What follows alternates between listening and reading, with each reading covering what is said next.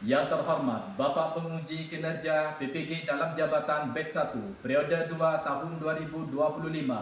Perkenalkan, nama saya Abdul Rafiq. Saya adalah guru MTS Raudatul Falah, Desa Barung Gagah Pomis, Kecamatan Tambelangan, Kabupaten Sampang, Jawa Timur. Dan saya mahasiswa Pendidikan Agama Islam dalam jabatan Batch 1 periode 2 tahun 2025 pada LPTK Institut Agama Islam Negeri Ambon. NIM PPG saya 250310172. Hari ini Sabtu tanggal 10 bulan Mei tahun 2025. Saya akan membuat video pembelajaran uji kinerja dalam mata pelajaran Akidah Akhlak tentang materi adab solat dan zikir. Demikian dari saya. Wassalamualaikum warahmatullahi wabarakatuh. Selamat menyaksikan. Warahmatullahi wabarakatuh. Waalaikumsalam warahmatullahi wabarakatuh. Bismillahirrahmanirrahim. Wassalatu wassalamu ala asyrafil anbiya wal mursalin wa ala alihi wa sahbihi ajmain, amma ba'du. Baik anak-anak, gimana kabarnya semuanya? Alhamdulillah. Baik, sebelum pelajaran kita dimulai, kita berdoa bersama-sama. Bismillah.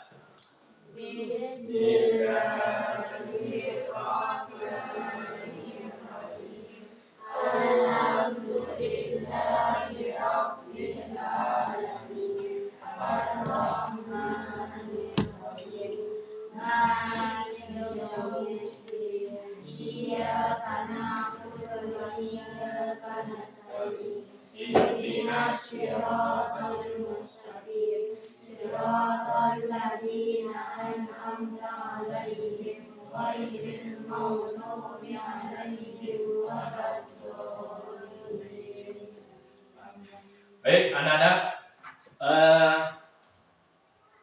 sekarang mata pelajaran Akidah Akhlak dalam semester genap yaitu kelas 2, materi tentang masalah adab sholat dan zikir. Adab dan sholat zikir itu ya, adab sholat dan zikir, bagaimana dalam materi ini kalian tahu tentang masalah adab sholat dan zikir. Adab, kadang anak-anak kita melaksanakan sholat, adabnya bagaimana? Adab sholat itu tidak sembarangan kalian itu melakukan sholat. Contoh, sholat duhur. Sholat duhur dengan niat usolli fardhu duhri arba rakatin mustaqbilan kiblati. Umpamanya kalau sendirian. Kalau sendirian kalian itu mempunyai adab. Adab sholatnya gimana? Pertama, kalian terus pakai baju dengan panjang. Pakai baju dengan panjang, menghadap kiblat. Menghadap kiblat, tapi biasanya kalau pakai celana gimana, Pak? Kalau pakai celana enggak apa-apa. Enggak apa-apa. Asalkan kalian itu menutup aurat semuanya. Begini, ini namanya adab. Kadang-kadang orang anak-anak kalau sholat tidak memakai baju dengan panjang, cuma hanya kaos, langsung mau ambil wudhu, langsung sholat. Nah itu berarti dia tidak mempunyai adab. Apa adab itu? Adab itu adalah tata krama. Adab itu dalam istilahnya itu dalam arti bahasa Arabnya itu ada adab, tapi dalam istilahnya itu adalah budi pekerti dan sopan santun. Itu sopan santun adab. Nah, ini peserta didik itu kita telah memahami tentang masalah rukun sunnah. Apa rukun sunnah? Terus sunnah-sunnah yang kita dikerjakan oleh kalian semua, tentang apa rukun. Banyak rukun Islam, rukun iman. Apabila kalian hafal tentang masalah rukun Islam, berarti kalian itu sudah mempunyai agama Islam. Apa enggak rukun Islam?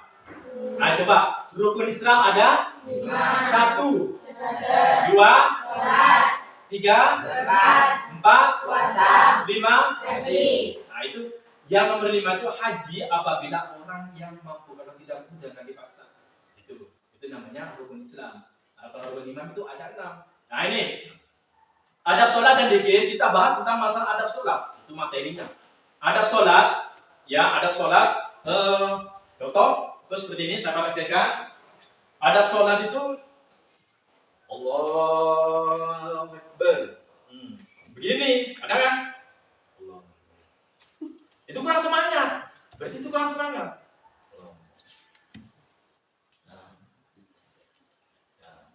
Nah, berarti dia tidak mempunyai adab. Apa adab itu? Adab itu dalam dalam bahasa Arab itu adabun. Dalam arti budi pekerti atau sopan santun. Itu namanya adab. Nah, itu adab sholat. Adab sholat. Nah ini adab sholat. Nah, kalian bisa melihat di ini papan proyektor ini biar kalian paham tentang masalah adab. Terus adab itu tujuan untuk dalam kalian tentang masalah adab, ya. Waqala Rasulullah sallallahu alaihi wasallam, as-salatu imanuddin. Wa man aqamaha faqad aqama ad-dina wa man tasakaha faqad hadama ad-dina. Nabi sallallahu alaihi wasallam bersabda, salat itu tiangnya agama. Apabila kalian tidak salat, berarti kalian tidak mempunyai tiang agama. Itu. Makanya mulai dari usia 7 tahun terus kita latih sholat. Tidak usah melaksanakan sholat sunnah kalau belum hafal. Kalau belum hafal, jangan melakukan sholat sunnah dulu. Kita fardunya latih. Apalagi seperti kalian usianya sudah dewasa, sudah menginjak kelas 7. Kelas 7 sudah menginjak kelas 7, kalian harus tetap bersemangat untuk melaksanakan sholat. Kenapa? Sholat itu adalah tiangnya agama. Contoh seperti ini, ya, contoh seperti ini. Kita membangun rumah, cuman hanya fondasi, tapi kalau tidak ada tiangnya itu tidak bakalan kuat. Itu sama seperti ini. Kalian ketika kakinya tidak ada, maka tidak bisa berjalan. Ini tidak. Kakinya adalah tiang. Tiangnya apa? Tiangnya tubuh. Sama seperti sabda Nabi Muhammad SAW, sholat itu tiangnya agama. Siapa yang mendirikan sholat, maka ia telah menegakkan agama. Dan siapa yang meninggalkan, maka ia telah menghancurkan agama. Nah itu. Apabila kalian meninggalkan, maka agamanya hancur. Dan bukan hancur lemburda, maka dalam arti kehancuran agama kalian itu tidak ada kalian itu mempunyai agama Islam sedikit apapun. Kenapa? Karena dunia ini misalnya dalam ukurannya 100%, ya 100%. 100-nya 50%-nya itu untuk nanti di akhirat, dan 50%-nya untuk yang kita dikerjakan untuk melaksanakan sholat ibadah itu, sholat 5 waktu itu maksudnya ibadah itu. Makanya sholat itu adalah tiang agama. Terus dalam arti firman Allah, artinya orang-orang yang beriman dan hati mereka menjadi tentram dengan berzikir. Nah, tadi sholat, sekarang tentang masalah berzikir. Apa? Berzikir ini adab sholat dan zikir. Nah, ini firman Allah, tatma'innul qulub. Nah, ini tatma'innul qulub. Hati mereka menjadi tentram dengan berzikir. Ada orang itu kalau kita berzikir berzikir itu mempunyai adab, tidak segampang kalian itu berzikir. Oh, kamu tidak mempunyai tasbih, pakai tangan, jari kok. Astagfirullahaladzim. Oh, kalau ingin lengkap, astagfirullahaladzim. Untuk kedua orang tua. Oh, untuk semuanya. Astagfirullahaladzim. Muslimin wal muslimat wal mu'minin wal mu'minat. Oh, udah hafal semua, Pak. Gimana, Pak? Potong. Astagfirullahaladzim. Udah hafal, Pak. Ya udah potong lagi. Astagfirullah. Kalau astagfirullah, berarti itu dirinya sendiri. Nah, itu kenapa? Kalian itu harus mempunyai adab berzikir, kalian harus khusyuk. Astagfirullah. Nah, itu adabnya berzikir. Jangan Allah. Nah, itu berarti dia tidak mempunyai adab. Berarti dia tidak mempunyai adab. Berarti dia tidak mempunyai adab. Berzikir sambil ketawa. Astagfirullahaladzim, astagfirullahaladzim. Enggak, berarti itu namanya tidak mempunyai adab. Kenapa? Karena nih setiap orang muslim dan muslimat kalau kita berzikir harus mempunyai adab. Kenapa? Karena dia mengingat. Berzikir itu dalam arti itu mengingat. Berzikir itu dalam arti itu mengingat. Mengingat apa? Mengingat kepada Allah. Ingatlah hanya dengan mengingat Allah hati menjadi tentram. Makanya kalau kalian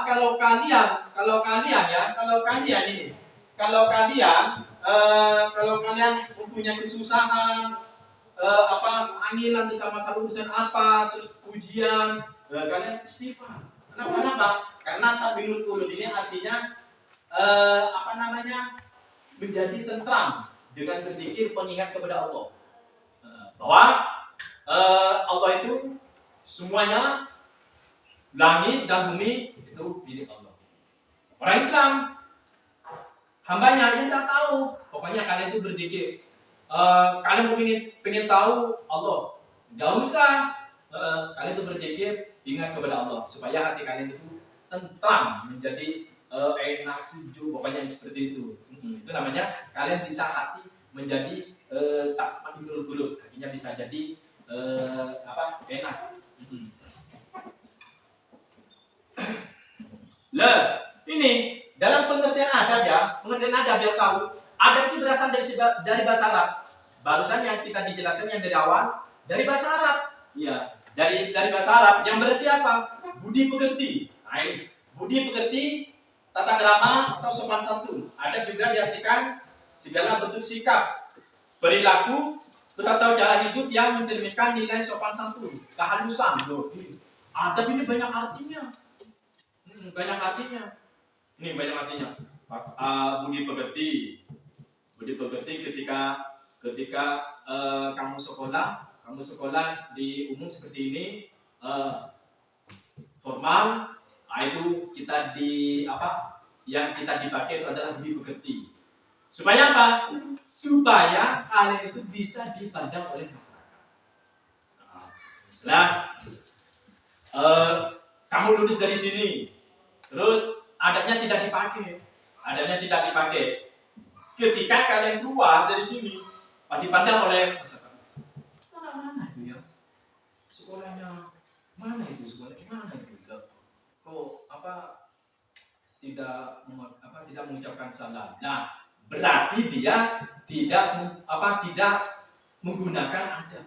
Adab itu bahasa Arab, ya. Adab itu bahasa Arab. Dalam berarti budi pekerti, tata krama atau sopan santun. Sopan santun ini banyak artinya. Budi pekerti, tata krama, sopan santun. Adab juga diartikan segala bentuk sikap perilaku. Bukan bukan itu. Bukan yang kalian yang bilang seperti permisi. Enggak. Itu namanya yang dikatakan adab itu kalau permisi, numpang lewat. Lah, itu namanya budi pekerti, tata krama atau sopan santun. Lah, yang dinamakan adab juga diartikan segala bentuk sikap perilaku. Ini, kalau ada ustaz atau pak guru atau gurunya kalian sendiri, ya, pas terus kiai begini. Gimana? Misalnya kiai dari sana, langsung kami sampai mobilnya masuk ke dalam. Baru ketika masuk ke dalam, sudah kamu lega. Berarti kalau kalian dipakai tentang masalah itu sopan santun, berarti kan kamu itu mempunyai adab yang paling bagus. Itu. Ini. Gak usah gak usah pas sandalnya, gak usah. Cukup berdiri aja. Ya kadang ya tidak masalah. Kalau ketemu dengan kiai atau gurunya sandalnya dilepas, nggak masalah. Ini contoh kalau kalian ketemu dengan gurunya atau guru formannya, kiai, Caranya begini. Gimana Pak? Nah gini, gimana Bu? Gini. Atau apa namanya? Ke kiai langsung dari jauh lepas santannya. Tidak apa-apa. Dilepas boleh, dan dilepas boleh. Ini. Jangan gini. Itu masih kurang sopan. Ya kalau guru tidak apa-apa, kalau guru formal ini.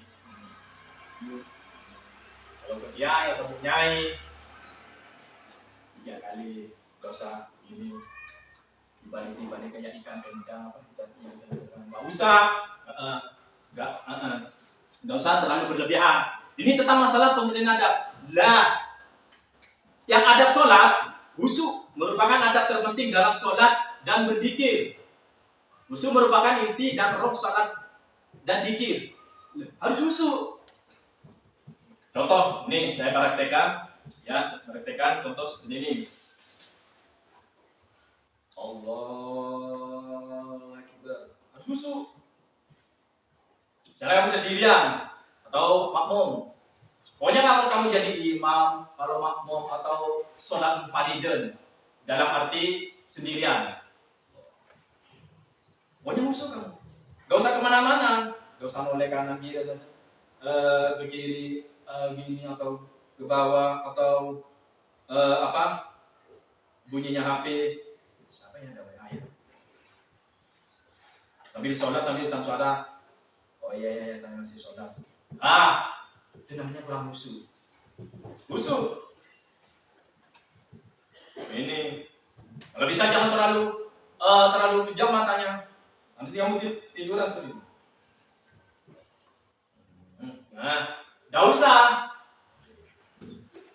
Allahumma. Ini, ya. Enggak usah noleh gini. Dan yang kita penting tidak usah kalian tuh menilai orang lain. Kamu bilang seperti ini, artinya.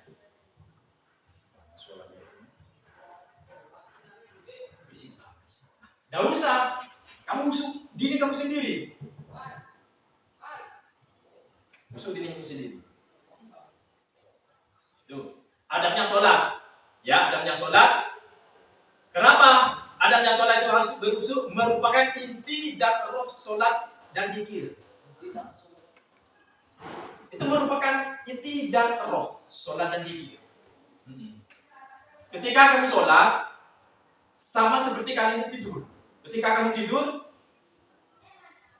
itu kamu nggak bangun, rohnya melayang. Ketika kamu sholat, kamu khusyuk, nggak usah noleh kanan, kiri, nggak usah, nggak usah ke atas, nggak usah bunyinya apa ya?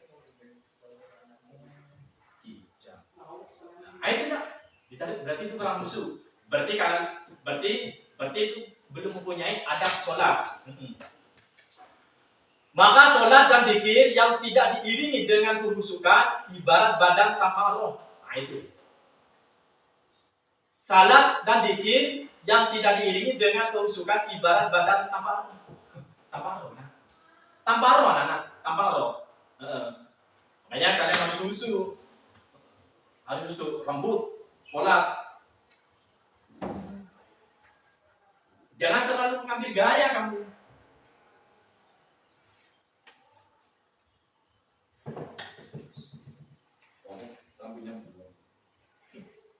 Ini kan tidak boleh. Ketika kamu sujud, nah itu berarti tidak khusyuk. Tidak apa-apa kelihatan rambutnya cuma, rambutnya ini tidak. Berarti kalau kalian mengikuti tentang masalah adab sholat, berarti kalian harus mempunyai hati yang khusyuk, tidak ada gangguan sama sekali.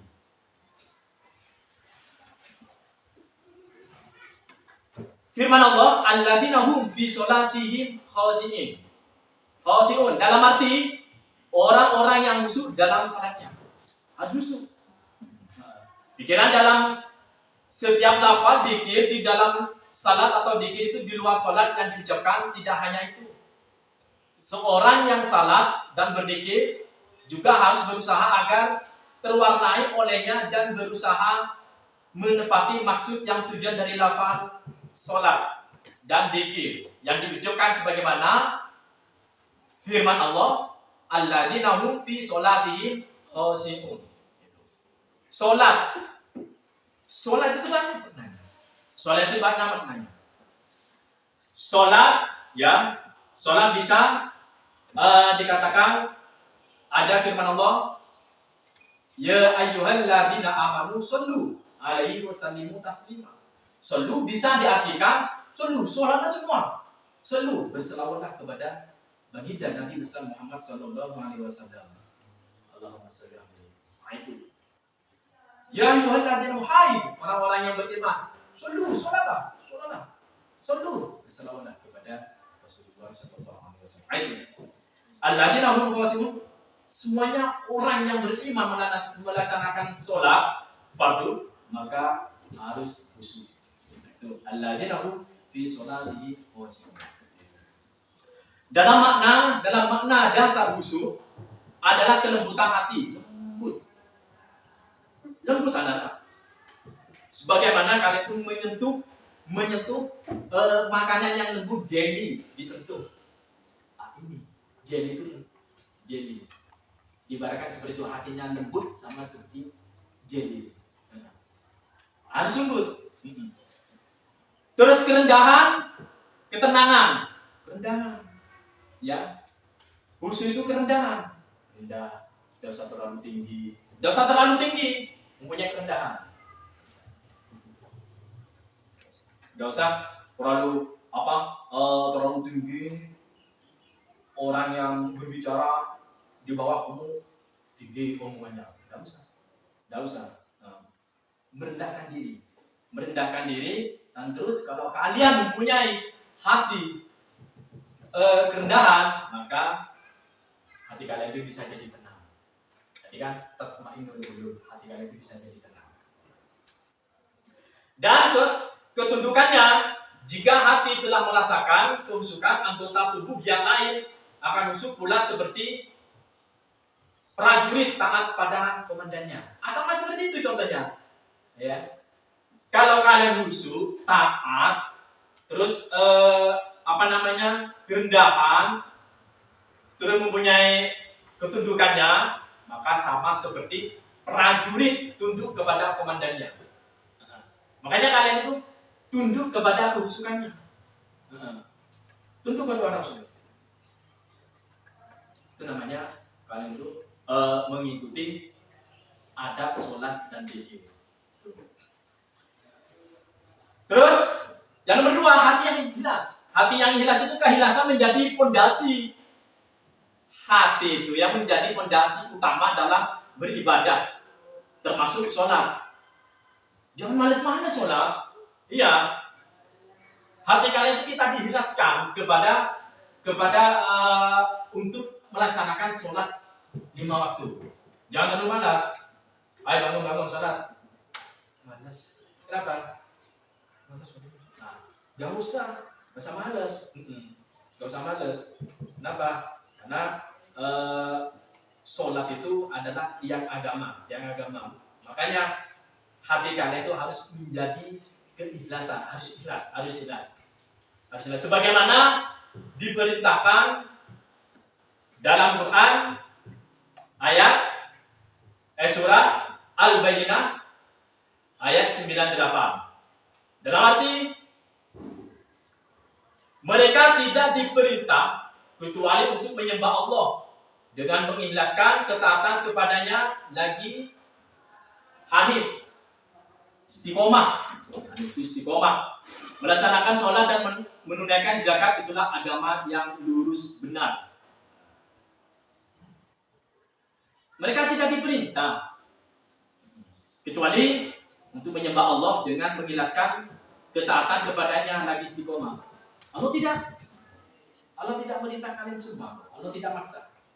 Cuman kecuali untuk menyembah Allah. Terserah kalian. Sholat untuk dirinya sendiri, sedekah untuk dirinya sendiri, zakat untuk dirinya sendiri. Nah itu terserah.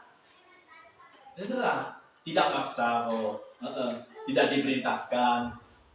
Yang mampu silakan, yang tidak mampu tidak usah. Kecuali untuk menyembah Allah. Nyembah Allah mana? Sholat. Ketika sujud, apalagi sujud terakhir, kalian menyembah kepada Allah, sudah membaca subhana rabbiyal a'la wa bihamdi, ya. Kamu minta kepada Allah. Itu sujud akhir. Itu sujud. Yang nomor 3, menjaga waktu dan batasnya. Harus dijaga. Harus dijaga waktu dan batasnya. Kalau ketika waktunya sholat, langsung sholat. Jangan kita menunggu. Contoh, paling manis itu biasanya ada sholat 5 waktu ya. Sholat 5 waktu, duhur, asar, maghrib, isya, subuh. Yang paling malas kalau di pondok, dan kenapa? Karena sudah ada ustaz, ada kamar daerah, sudah ada itu, sudah semuanya yang ngurus. Tapi kalau yang ada di rumah, kalau ada rumah yang tidak pondok, yang paling malas sholat isya. Padahal sholat isya, ayo sholat isya. Nanti ada. Nah, itu kemalasan. Yang nomor 2, subuh. Ayo bangun. Sholat subuh. Mereka berangkat, cuma tidak sholat. Langsung ngambil selimut, tidur lagi. Itu kemalasan yaitu cuma sholat isya dengan subuh. Tapi kalau kita dipaksakan, enggak. Duhur kadang, ayo. Nanti aja panas. Enggak usah. Langsung ambil wudhu langsung. Sholat. Enggak usah sholat sunnah kayak kau. Enggak usah.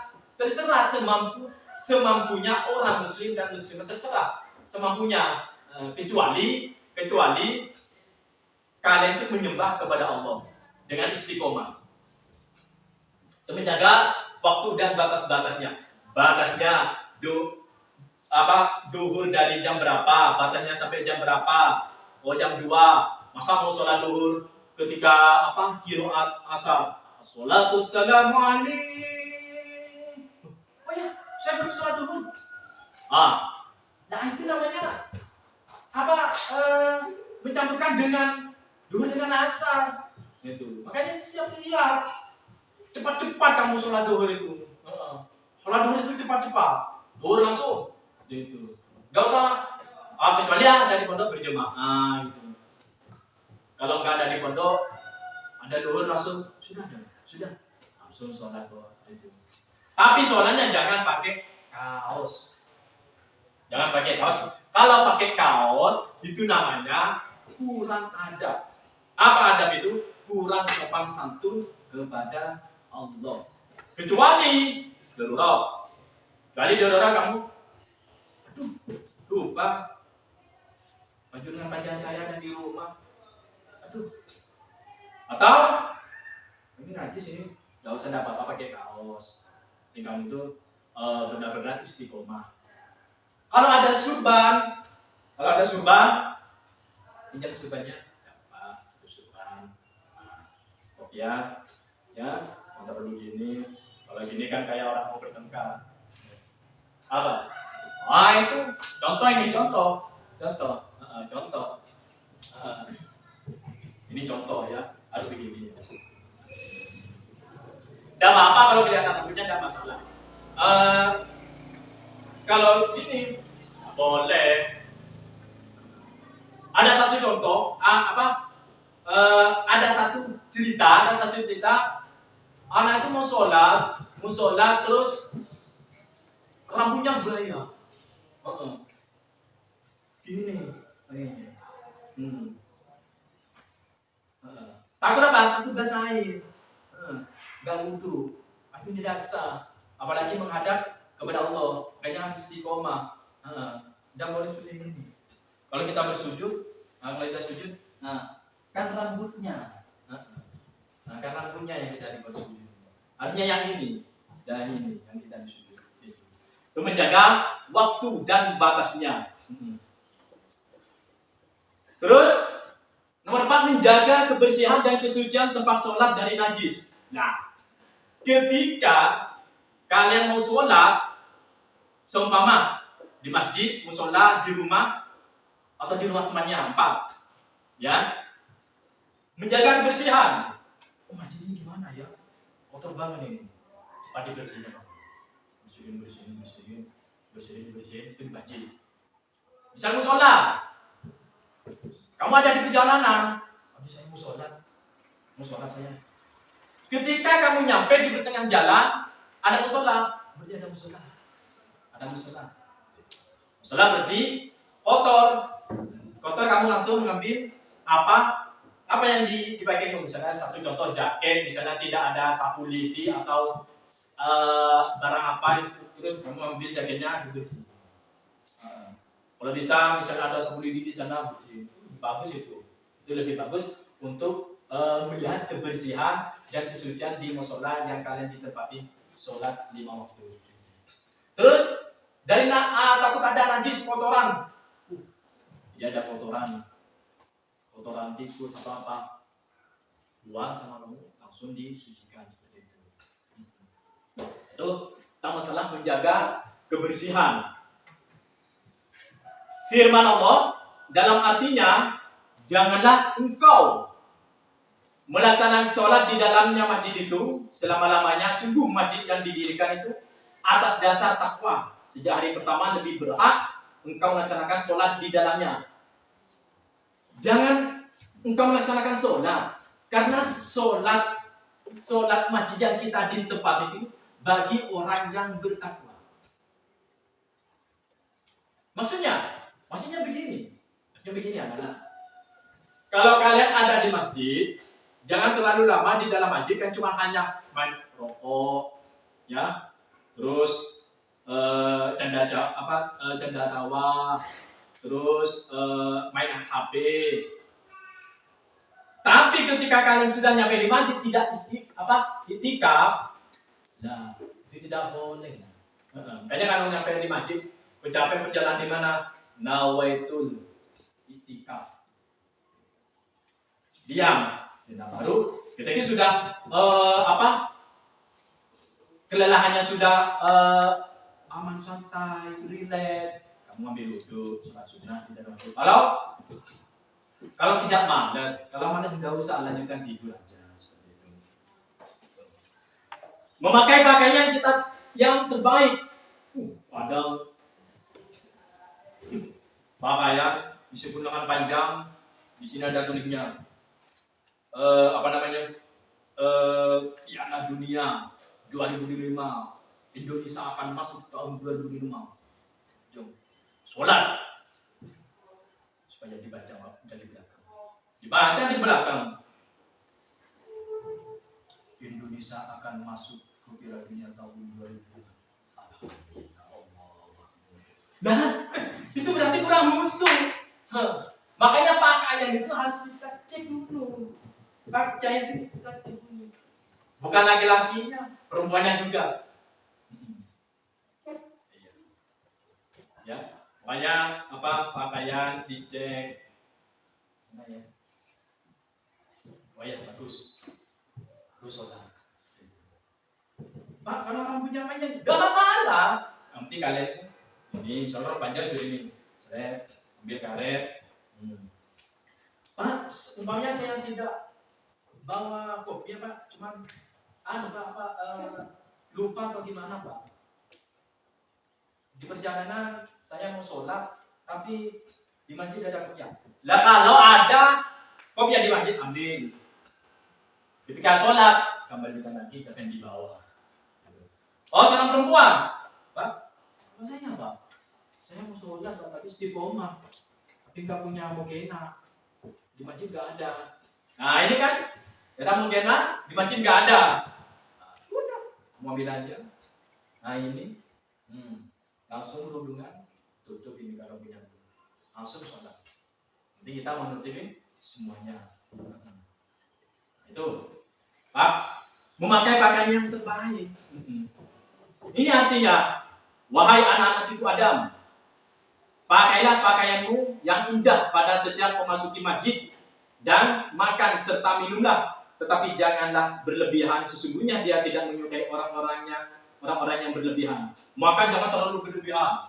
Kalau pagi kita jatuh, ya Jangan. Banyak seperti ini.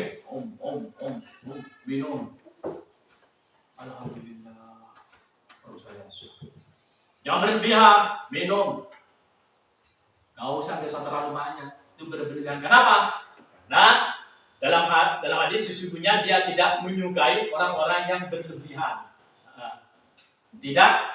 Tidak suka orang-orang yang berlebihan. Tidak suka orang-orang berlebihan itu. Atau apalagi berlebihan tentang masalah harta. Kalian sudah diberikan kekayaan oleh Allah, masih kurang. Diberikan lagi masih kurang. Kenapa? Firman Allah Ta'ala, la in sakartum wa la azidannakum wa la in kafartum inna adabi lasyadid. Ini yang kita disampaikan tentang masalah adab sholat dan adab zikir. Semoga pemateri dari saya mendapatkan hikmah dan untuk biar memahami tentang materi adab sholat dan zikir. Cukup sekian dari saya. Mohon maaf sebelumnya. Assalamualaikum warahmatullahi wabarakatuh. Waalaikumsalam.